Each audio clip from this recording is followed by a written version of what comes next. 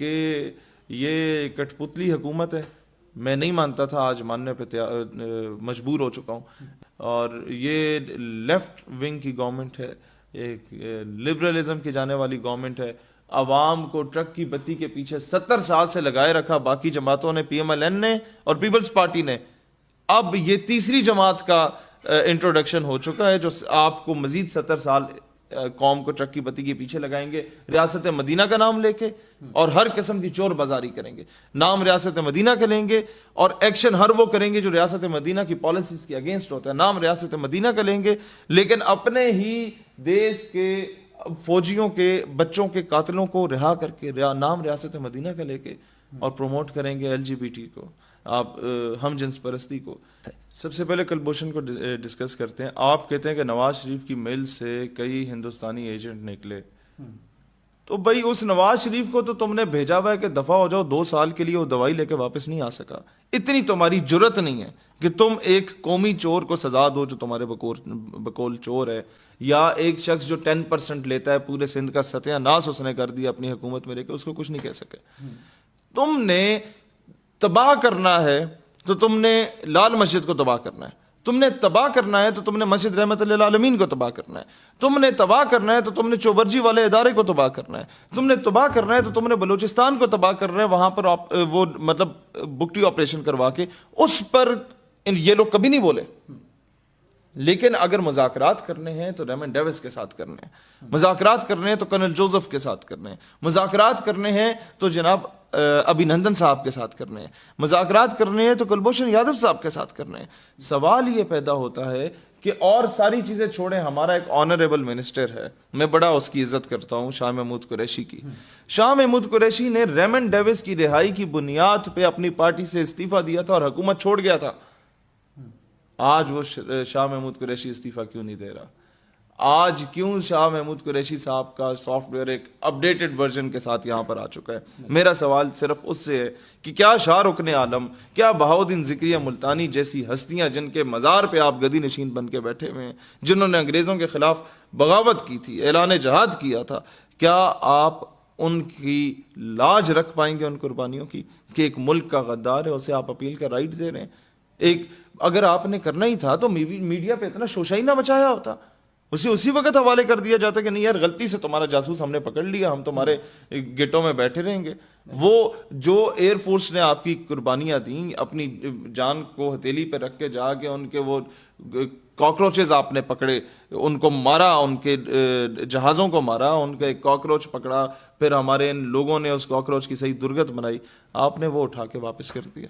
ہماری افواج کے کئی لوگ بیچارے بلوچستان میں لینڈ مائنز میں شہید ہو جاتے ہیں, وہ چل رہے ہوتے ہیں تو بیچاروں کے پاؤں کے نیچے کوئی لینڈ مائن آ جاتی ہے, اور ساروں کا سہولت کار, ان کو فائنینس کرنے والا, ان کو ڈیل کرنے والا, ان کو جتنا سہولت پہنچانے والا شخص تھا ان میں کلبھوشن یادو کا شمار ہوتا تھا.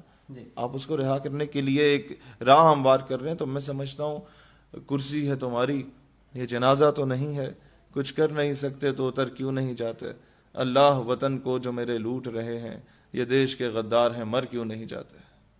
حبیب جالب صاحب فرماتے تھے کہ خاک میں مل گئے نگینے لوگ, حکمراں بن گئے کمینے لوگ. اور دوسری وجہ بھی حبیب جالب ہی فرماتے تھے کہ جب کمینے عروج پاتے ہیں اپنی اوقات بھول جاتے ہیں, اور کتنے کم ظرف ہیں یہ غبارے کہ چند پھونکوں سے پھول جاتے ہیں, کہ چند پھونکیں دی گئی تھی مغرب کی جانب سے, یہ اتنے پھولے ہوئے ہیں کہ ایک ہی دن میں ایک ہی ریزولوشن میں سارے ایسے متنازع قسم کے بل انہوں نے منظور کروا دی ہیں جس سے اسٹیٹ کو بھی نقصان ہے اور ہماری اس آئیڈیالوجی کو بھی نقصان ہے جس بیس پہ پاکستان بنا تھا. اچھا, عمران خان صاحب جو ہیں بہت بڑے دعوے کر کے حکومت میں آئے تھے, اور جس میں بنیادی دعویٰ ان کا یہ تھا کہ پاکستان کو مدینہ کی طرز پہ ایک اسلامی ریاست بنایا جائے گا. لیکن جب ان کی حکومت کی کارکردگی ہم دیکھیں تو وہ بالکل اس کے برعکس چل رہے ہیں. اور جیسا کہ آپ جانتے ہیں کہ آج بھی چند متنازع بل پاس کیے گئے, اسی طرح اس سے پہلے شراب سے متعلق بل ہو اس کو بھی ریجیکٹ کیا گیا پابندی کے حوالے سے. رمیش کمار نے پیش کیا تھا وہ, لیکن انہوں نے مسترد کر دیا. تو آج بھی اس طرح کے کچھ متنازع بل پاس ہوئے ہیں, جیسا کہ آپ جانتے ہیں کہ جماعت اسلامی نے اس پہ ترمیم پیش کی کہ جناب الجبر کے مجرموں کو سر عام پھانسی دی جائے, تو اس پہ بھی مخالفت کی گئی. تو آپ کیا سمجھتے ہیں کہاں جا رہے ہیں, کس سمت میں ہم گامزن ہیں؟ سر بات یہ ہے کہ پہلے ایک بل تھا کہ جو زنا بالجبر کرتا ہے ایسے شخص کو آپ نامرد کر دیں. ایسا آدمی اگر آپ نامرد کر کے اسے چھوڑ دیتے ہیں معاشرے کے لیے تو فرسٹریشن کا شکار ہوگا. وہ پہلے ہی فرسٹریشن کا شکار تھا, وہ گھٹیا نیچ آدمی تھا, اب تو مزید فرسٹریشن کا شکار ہوگا. جب وہ اپنی خواہشات پوری نہیں کر پائے گا اس نے لوگوں کا قتل و غارت کرنا شروع کر دینی ہے. اور یہ کہاں سے اسلامی سزا ہے؟ جب اس پہ ترمیم کرنے کی بات کی ہے کہ اسے جناب پھانسی دی جائے یا سر عام پھانسی دی جائے, اصل تو یہ ریاست مدینہ کا قانون ہے کہ زنا بالجبر کوئی کرتے تو سزائے موت کا حقدار ہے. اور اگر آپ اس کی مخالفت کر رہے ہیں تو آپ کون سی ریاست کا قانون لے کے آ رہے ہیں؟ آپ کس کو راضی کر رہے ہیں؟ آپ اگر کہتے ہیں کہ جناب مغرب آپ سے ناراض ہو جائے گا یہ کام کرنے کے لیے, تو مغرب تو اس بل پہ بھی آپ سے ناراض ہوگا جو آپ وہ نامرد کرنے والا بل لے کے آ رہے ہیں. مغرب میں تو جس کو آپ لوگ آئیڈیلائز کر رہے ہیں وہاں پر اگر کسی بچے کے ساتھ کسی عورت کے ساتھ زیادتی ہوتی ہے اور ریپسٹ کو عدالت میں لایا جاتا ہے اور وہ کہتا ہے کہ جناب یہ میری مجبوری بن چکی تھی, میری ایک خواہش ایسی تھی جس کو میں پورا نہیں کر پا رہا تھا تو میں مجبور تھا, تو آگے سے کورٹ یہ کہہ کے رہا کر دیتی ہے کہ اگر یہ حرکت نہ کرتا ہے مر جاتا, خودکشی کر لیتا. وہاں پر تو وومن رائٹس دیے ہی نہیں جاتے. وہاں تو جس معاشرے کو یہ خان صاحب کی گورنمنٹ آئیڈیلائز کر رہی ہے اور اس کو راضی کرنے کی کوشش کر رہی ہے کہ ہم لوگوں کے نمبر بڑھ جائیں گے جناب مغرب میں, وہ لوگ تو اپنے آئی ڈی کارڈز پہ والد محترم کا نام تک نہیں لکھتے کہ جناب محلے میں موجود کس بندے نے اس مغرب زدہ وہ ڈیوڈ میکرون کی والدہ کو وہ شرف بخشا تھا کہ اس کے بعد یہ ہمارے سے وجود میں آئے. ایسے معاشرے کو آپ لوگ جب کاپی کر رہے ہیں, اپنے اوپر مسلط کر رہے ہیں, ان کو راضی کرنے کی کوشش کر رہے ہیں, تو پھر کوا چلا ہنس کی چال تو اپنی چال بھی بھول گیا. یہ ان کے ساتھ یہ حال ہوگا. اور ان لوگوں نے ایک بہت بڑی زیادتی ان لوگوں کے ساتھ کی, اس ماں کے ساتھ کی جس نے اپنی بیٹی کو بچانے کے لیے کنویں میں چھلانگ لگوا دی تھی at the time of partition کہ تمہاری کوئی عصمت دری نہ کرے, کوئی بنیا تمہاری عصمت دری نہ کرے. آپ اس بہن کے ساتھ زیادتی کر رہے ہیں آج, جس بہن کو اس کے باپ کے سامنے زیادتی کا نشانہ بنایا, اس کے باپ کے ہاتھ پاؤں باندھ کے. اور یہ بھی 1947 کی بات ہے اور وہ آخری سانسیں جب اپنے باپ کی گود میں لے رہی تھی کہہ رہی تھی ابا پاکستان کو میرا سلام کہنا. آپ اس ماں بہن کے ساتھ زیادتی کر رہے ہیں, اس کی قربانیوں کا مذاق بنا رہے ہیں.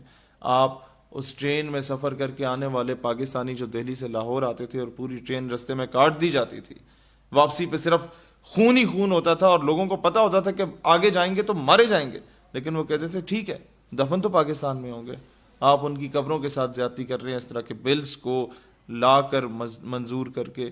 میں سمجھتا ہوں کہ جتنی ہمیں امیدیں وابستہ تھیں یہ عمرانی حکومت کے ساتھ, وہ ساری امیدیں آج دم توڑ چکی ہیں. جو تھوڑی بہت بھی میں ایک سافٹ کارنر رکھتا تھا کوئی ایبسولوٹلی ناٹ کی وجہ سے, کوئی اس کا اورا اچھا تھا, انٹرنیشنل اسٹیچر کا آدمی تھا, سب بکواس تھا. اچھا, اسی طرح ایک اور بل بھی لایا گیا چند روز قبل کے جس کے تحت جو ہے مرد اور عورت جو ہیں اپنی جنس تبدیل کروا سکتے ہیں, اور بیسکلی یہ جو ہے ہومو سیکچول میرجز جو ہیں ان کی راہ ہموار کی جا رہی ہے اور مغرب کی طرز پہ معاشرے کو لے جانے کی کوشش کی جا رہی ہے. اور قوم لوط پہ عذاب آیا تھا صرف اسی بنیاد پہ کہ ہم جنس پرستی کی بات تھی. اور میں تو جب سے عورت مارچ کے اندر یہ ہم جنس پرستی کے جھنڈے اٹھائے گئے تھے, پچھلے سال مارچ میں نے اسلام آباد میں دھرنا دیا اور ان ساری این جی اوز پہ پاکستان میں پابندی لگوا کے میں اٹھا, لیکن میرے وہم و گمان میں نہیں تھا کہ یہ این جی اوز کی پیداوار ہمارے ایوان پارلیمنٹ میں بیٹھی ہوئی ہے جو اس طریقے کی حرکتیں کر رہے ہیں, جو انگریزی کے الفاظ کا ہیر پھیر کر رہے ہیں. اور پھر آپ ستم ظریفی دیکھیں کہ ایک ہی پولنگ کے اندر ان لوگوں نے کئی بل اسی کھاتے میں رگڑ دیے, کئی بلز جو ہیں وہ اسی کھاتے میں منظور کروا دیے. یعنی کہ یہ ایک ڈھکوسلا تھا. یہ اپوزیشن جماعتوں سے تو میں اتنا کبھی بھی خوش نہیں رہا یہ جو ابھی ہمیں ملی ہیں, نہ حکومت سے, لیکن اپوزیشن جماعتیں پھر بھی الیکشن جیت کے آئی ہیں جس طرح آپ جیت کے آئے ہیں. ان کی کچھ تو قدر کریں. پارلیمان کی کوئی تو ویٹیج ہوتی ہے یار, کہ اگر ان میں سے 1-2 ووٹ کا فرق ہے اور ایک ہی بار آپ پولنگ کر رہے ہیں, لازمی تو نہیں ہے کہ ساری جماعتوں کا ہر قرارداد پہ وہی موقف ہوگا. کیا پتہ کئی آپ کے اندر ایسے پارلیمنٹیرینز پی ٹی آئی کے اندر بیٹھے ہوں گے جو کلبھوشن کی فیور میں نہیں ہوں گے. جو چلو مشین والے معاملے میں آپ کی فیور میں ہوں گے, جو ہم جنس پرستی والے معاملے میں آپ کی فیور میں نہیں ہوں گے.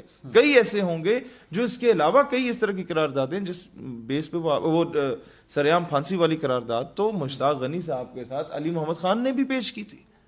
اگر اس پہ آپ ووٹنگ کرا دیتے صحیح طریقے سے, فری اینڈ فیئر ووٹنگ کراتے, تو میں گارنٹی کے ساتھ کہہ سکتا ہوں پی ٹی آئی کے اندر میرے اپنے جاننے والے 4-5 ایسے لوگ ہیں جو کبھی بھی اس کے خلاف نہ جاتے, کہتے کہ سر عام پھانسی دی جائے. لیکن مسئلہ صرف یہ ہے کہ یہ کٹ پتلی حکومت ہے. میں نہیں مانتا تھا, آج ماننے پہ مجبور ہو چکا ہوں. یہ ایک سو کالڈ الیکٹڈ گورنمنٹ ہے, ایک واقعی سلیکٹڈ گورنمنٹ ہے, اور یہ لیفٹ ونگ کی گورنمنٹ ہے, ایک لبرلزم کی جانے والی گورنمنٹ ہے. عوام کو ٹرک کی بتی کے پیچھے 70 سال سے لگائے رکھا باقی جماعتوں نے, پی ایم ایل این نے اور پیپلز پارٹی نے. اب یہ تیسری جماعت کا انٹروڈکشن ہو چکا ہے جو آپ کو مزید 70 سال قوم کو ٹرک کی بتی کے پیچھے لگائیں گے, ریاست مدینہ کا نام لے کے, اور ہر قسم کی چور بازاری کریں گے.